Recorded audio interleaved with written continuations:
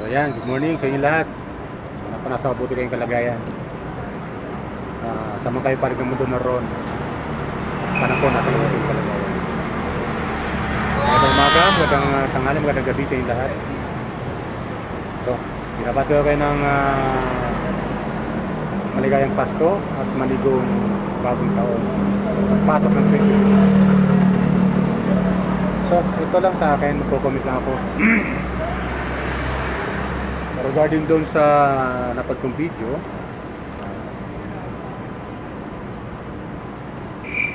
kay Kuya Bal Santos Matubang, yung kanyang upload na video.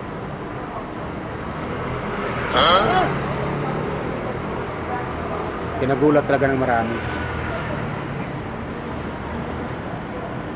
So, sa akin lang, na sinasabi nyo roon na hiwalay na yung Ruel, Team Rosel, Ruel o Malalag sa Kalingap para magkaroon ng sariling community.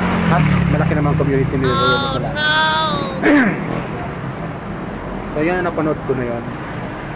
Labis akong nalungkot sa pangyayari. Kung totoo man ko sinasabi ko yan, nakakalungkot kasi ang totoo niyan, maraming nanonood kay Ruel o Malalag na galing Kalingap viewers. Isa na ako doon. Bilang silent viewer, at ito yung comment ko dyan. Comment ko sa video. Ito lang comment ko. Maniwala ako sa'yo. Ang comment ko dyan ay ganito. Kung sakasakaling hiwalay nga si Ruel o Malalag sa Kalingap, kukuntin lang ang viewers niyan pagkataon. Kasi maraming viewers si Ruel o Malalag o Rosel na galing sa Kalingap. Maraming humahanga sa ganyan na mga taga Kalingap viewers at mga sponsor na tumutulong kay Ruel ay mga Kalingap dati viewers. So sa aking comment, hihina yung kanyang viewer. Bagamat nanonood, pero konti na lang. Hindi katulad nung magkasama sila sa Kalingap partner, bilang Kalingap partner, kasi si Ruel o Malalag, Kalingap partner, pamangkin ni Kuya Bal. So, nanggagaling yung mga viewers niya sa Kalingap. Kunti lang viewers ni Ruel, kung sa kanya lang. Yung kaya mga subscriber na nanonood sa kanya, hindi naman yun sulit na nanonood sa kanya eh. Pero marami pa rin ang nanonood na galing Kalingap eh. So, madidiskarel yung mga tao. Aking comment lang naman. Comment lang yan. Pero mas maganda kasi yung magkasama pa rin dalawa. Pero bala natin, baka sinusubukan lang ni Kuya Bal Santos Matubang, yung pamangkin niya na si Ruel. Kasi sila sinusubukan. Pero badang huli, hindi naman bibitawan yan. Kamag-anak yan eh. Tutulungan yung dalawa eh. Bilang Kalingap partner si Ruel o Malalag. Pero sa akin lang, sana hindi naman tumagal yung pagsubok na kay Ruel para magkaroon ng sariling community. Bagamat may sariling community na si Ruel o Malalag na, pero konti pa lang, hindi pa ganun karami. Hindi katulad ng Kalingap partner. Kalingap mga ganun, Kalingap partner para sa akin. Kasi marami nanonood kay Ruel na mga Kalingap silent viewer.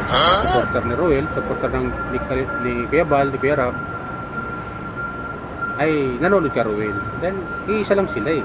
Iisa lang. Bagamat may sarili challenge si Ruel, iisa lang yan, Kalingap partner. So, nakakalungkot lang.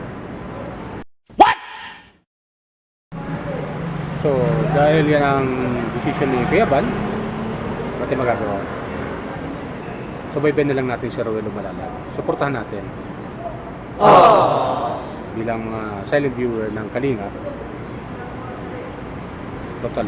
Yung isa lang naman yan sila. Gusto lang niya subukan siguro si Ruel na tumayo sa sarili niyang pa at magkaroon ng mas malaking community. So, yun lang ang sa akin. Suportahan na lang po natin si Ruel Malala. At salamat din kay Kuya Bal kanyang pagbibigay ng daan kay Ruel para makakilos nga naman siya ng maayos. So, yan ay pagsubok lamang. Kung talagang lalong lalaki yung kanyang community ng Ruel Malala. Sa atin lang, pakisupport na lang po kay Ruel Malala at tuloy-tuloy tayo pag-support sa Kalingap team ni Kuya Bal Santos Matubang, Kuya Rab at Ate Igna Iglam at ng Kalingap Angels. Tayo naman mga viewers wala naman tayo pinipili, kahit sino basta maganda yung adikain nila bilang mga charity vlogger, tayo na tagapanood lang. Comment ko lang, yun lang sa akin. Nalulungkot lang ako, sobra. Yun lang po. Maraming salamat po sa inyo lahat. Palay po tayo ng may kapal. Nga pala, palala ko lang po, pakisubscribe po sa aking channel, Randy Chinel. YouTube channel, Randy Chinel. At subscribe, like, and share. Okay? Yun lang po. Palay po tayo ng may kapal. Maraming salamat. Bye.